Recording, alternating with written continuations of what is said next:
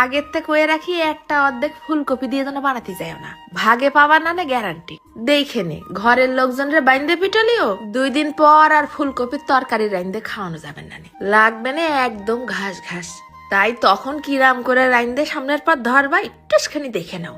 যারা খাইছো তারা তো জানোই এটা কিরাম টেস্ট, আর যারা এখনো খাওনি তারা ওই ফুলকপি একঘেয়েমি হওয়ার আগেই একবার টেস্ট মেরে দেখে নে। তা ফার্স্টে আগে ফুলকপিটা ছোট ছোট করে কাটে সাদা পানিতে ধুয়ে নিলাম। এরপর বড় এক ডেক পানির মধ্যে দিয়ে দিছি বেশ খানিকটা নুন আর একটুখানি কিরাস করা শুকনো ঝাল।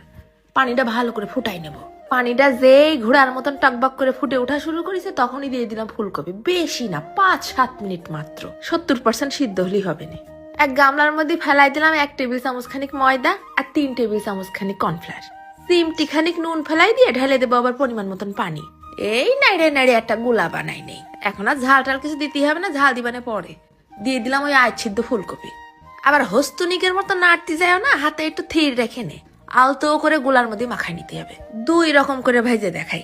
অতি মাত্রায় তেল তুল দেখলি জায়গার গা জ্বলে যায়, খাতি চাও না, স্বাস্থ্য সচেতন তারা নিয়ে নিতে পারো TQIU এর এরকম একটা ডিজিটাল এয়ার ফ্রায়ার। এই বেশি না, 190 ডিগ্রিতে 17-18 মিনিটের জন্য দিলাম ফ্রাই হতে।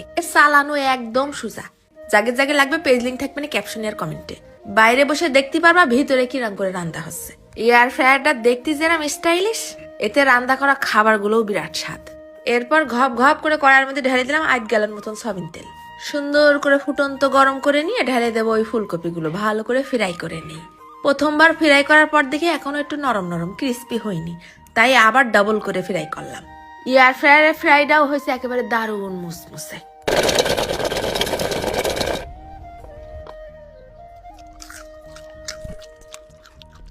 এবার কড়াইয়ের মধ্যে ফেলাই দিলাম একটুখানি সয়াবিন তেল। দিয়ে দিছি সামান্য একটু রসুন কুচি আর পেঁয়াজ কুচি। দিলাম আবার বেশ খানিকটা কাঁচা ঝাল কুচি। হলদির গুঁড়ো দিলাম আবার আর খানিকটা নুন।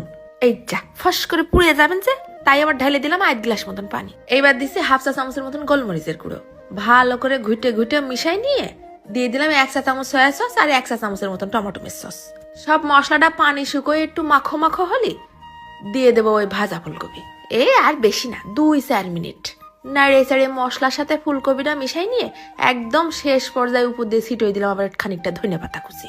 গোলমরিচ দিয়ে এই ফুলকপি ভাজাটা খাতি যে কি স্বাদ! মন চালে শুধু শুধুও খাতি পারবানে, আবার মন চালে রুটি পরোটা সাদা ভাত পোলাও সবকিছুর সাথেই খাতি পারবানে। ভাজা পেঁয়াজ রসুনের ঘেরান আসতেছে, আর উপর দিয়ে তো ধনেপাতা ছিটিয়ে দিছি।